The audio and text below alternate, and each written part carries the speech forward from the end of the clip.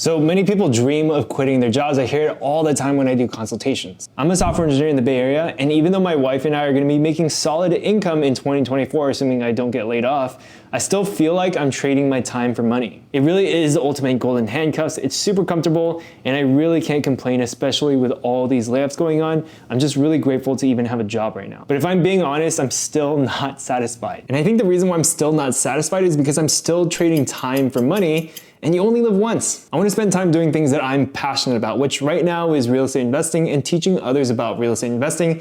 And I'm sure my passions will change as I get older. So in this video, I wanna share my exact plan on how I plan to replace my $500,000 income with passive income. And not so much so that I can sit on a beach and pretty much drink pina coladas all day, but primarily for the reason of being able to build things that I am personally passionate about. But when I say that I want to replace my active income with passive income, I think that there's a lot of people who misunderstand what passive income truly is. So first I want to address 3 critical misunderstandings I think people have about passive income, because I think people have a misunderstanding of what it actually takes to build passive income. So first, I think the place to start is to address the actual concept of passive income. And I actually don't really like this term because it kind of implies that you can make income while being lazy.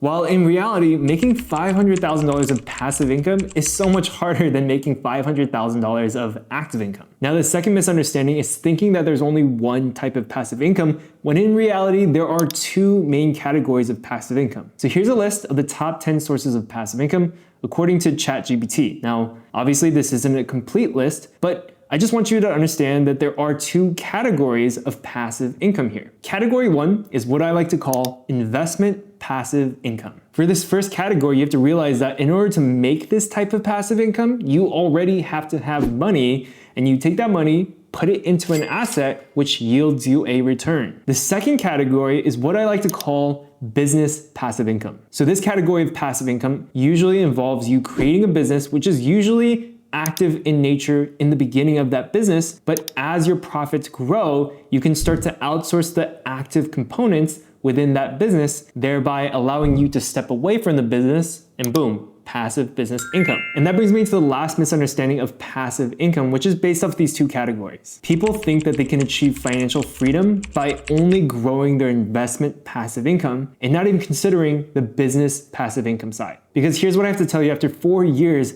of investing into single family homes as an investment passive income source. Investment passive income sources are so slow. So I consider buying investment real estate more as an investment passive income because there's not that much opportunity for you to grow your rents, right? Your rents are determined by the market, and you're not really gonna do anything to increase that unless you maybe run it as a short-term rental. But then we're talking more about business passive income. So if my goal is to reach $500,000 in passive income, I'd probably have to buy 80 homes, which cash flow about $500 per unit. Who knows how long that's gonna take me? Maybe 10, 15, 20 years? But that means I'm gonna be stuck at my day job up until that time. So how can I do this faster? So if you love your job, then that's totally fine. You can totally stick to the investment passive income. You could definitely reach financial freedom that way. But to be honest, that really only works for high income earners who have a shit ton of savings that they can throw into these investment passive income sources, and then eventually those income passive sources can exceed their income. But if you're only throwing like $10,000 into an investment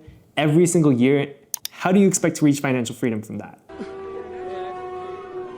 The numbers just don't add up. So for me, I wanted to be able to quit my job as soon as possible so that I can pursue my passions, which kind of led me to thinking more about business passive income, because ultimately it's exponentially faster if you succeed. So naturally, the next question would be this: what business would be the best for generating business passive income? Because I guarantee you, some businesses are not that great for building passive income. Now, I'm not an expert, but I've been listening to Codie Sanchez. She's an entrepreneur who preaches buying boring businesses. And when I first listened to her, I thought, okay, how in the world am I going to be able to work my day job and run a business? But the trick is to choose a business that profits well enough such that you can hire an extra layer of management to take over the daily tasks that you would normally be doing, therefore making this business passive to you. And that's called outsourcing. So this is how Codie owns and operates over 23 businesses and still has time to make YouTube videos. So with that said, here's the big reveal.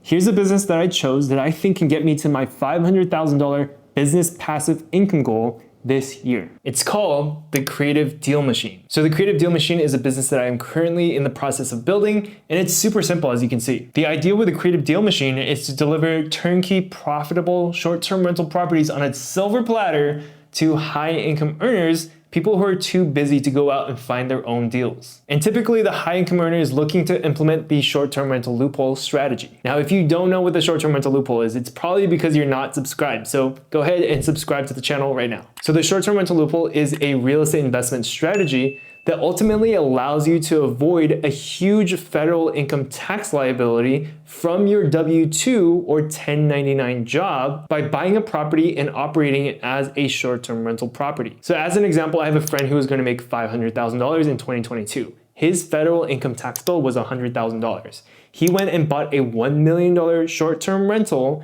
and was able to avoid $100,000 in federal income tax for that calendar year. So anyone who has a high W-2 or 1099 income and you just received your W-2 form this year and you looked at it and you cried when you saw how much federal income taxes you paid, then maybe you might want to consider using this short-term rental loophole strategy. And the reason why I talk about the short-term rental loophole strategy so much is because it is like one of the only ways to avoid paying federal income taxes on your W-2 to a significant amount. A 401k can do it, but not to this degree. So obviously there's a lot more details regarding the short-term rental loophole, but that was just a 10-second overview. A lot of the people that I referred to my CPA, they've gone and implemented this strategy and saved over $100,000 in federal income taxes in 1 year. So if you want more information about the short-term rental loophole, you can go in the link in the description, download my 10-minute ebook, and that should give you a pretty good rundown of how the short-term rental loophole works, and you can determine if it maybe fits your goals. So the reason why I made the Creative Deal Machine is because of this. I had multiple people schedule consultations and I would tell them, hey, if you want to reduce your tax bill, you maybe look into the short-term rental loophole.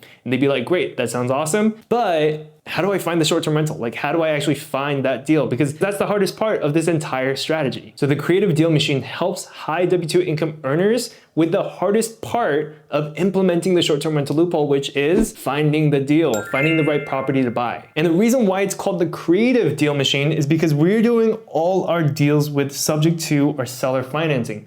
The reason why that's important is because it allows the buyer to buy these properties with mortgage interest rates between 2 to 5%, which is crazy to think about considering that if you went and got a conventional loan, you'd be at at least 7% right now, but also you can also purchase these homes for less than 20% down. And so the reason why I'm starting this business is because eventually I see this business as something that could be passive. Eventually all the daily activities that I'm doing to build this business can be outsourced, and this Creative Deal Machine can work like a well-oiled machine just running automatically. And obviously the goal is to build more business passive income than owning perhaps a few rental properties. So I'm not too sure about the pricing model for this business yet. I think maybe it would just be like a one-time fee that the buyer would pay to get access to this list for maybe like a year or so until they can get their own deal. Again, we're still hashing out the details. If you guys are curious or you guys want to be added to the wait list for when the Creative Deal Machine gets up and running, then go to the link in my description and just fill out your information and I'll add you to the wait list. Okay, so now that you understand what my plan is to build my business passive income,